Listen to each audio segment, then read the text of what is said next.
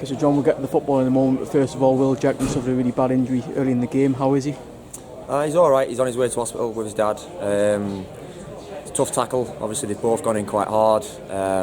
Whichever way obviously it's come out, Jenks has come off worse. Bit of a stud hole in his lower leg. The paramedics have been here, they don't think it's broke, which is obviously great, and then they just took him off to hospital, so hopefully he'll be in and out. Hopefully it'll just be a deep gash and it'll be a little bit of recovery, but yeah, just a bit of a blow for obviously us as a team, and obviously Will, after such a good performance the other night, getting his start and then lasting only a few minutes. Do you think that affected the rest of the game, or at least the next sort of period of the game at all? No, I don't think. I think players have played football long enough and seen things happen enough in their own team, and I think everybody kind of knew that. Well, I think we were obviously all hoping Jenks had not broke his leg, but everybody was kind of, if anything, Briggsy came up to him and said, "We'll go and do it for you," as we were carrying him off the pitch, and we didn't.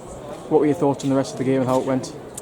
Frustrating, just very, very frustrating, and I've just been in there and explained it to the lads that, as always, you can't have a go at their effort levels, the intensity at which they've worked out of possession and in possession to try, but today the quality just was not there, and you can't blame the pitch. We've been down here before and the pitch has been a hell of a lot worse than that. It's wet, so it plays well. And at half time we kind of went in and went, look, if we just tweak the quality ever so slightly, the game's there for you. We weren't really being caused much trouble by that, which I thought we marshalled them extremely well, especially in the first half.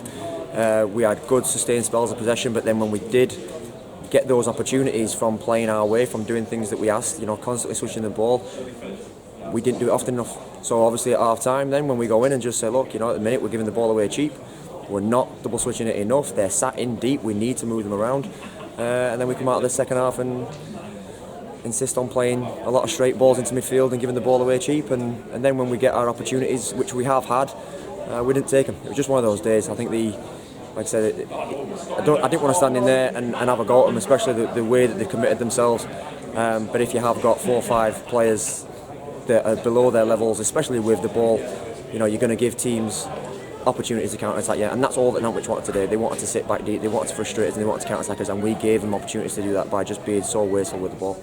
On days like this, when you haven't got the quality on the ball that you might normally have, it's important to be really solid at the back, and the lads were solid at the back all the way through that, weren't they, really? Yeah, and that's obviously, again, you go out there after, again at half time, I could smell it in the first half with the way that we were playing, and I said it to the players that, me and Brian were chatting, and it had that stink of a 0-0, and I kind of was hoping that little bit of quality appeared.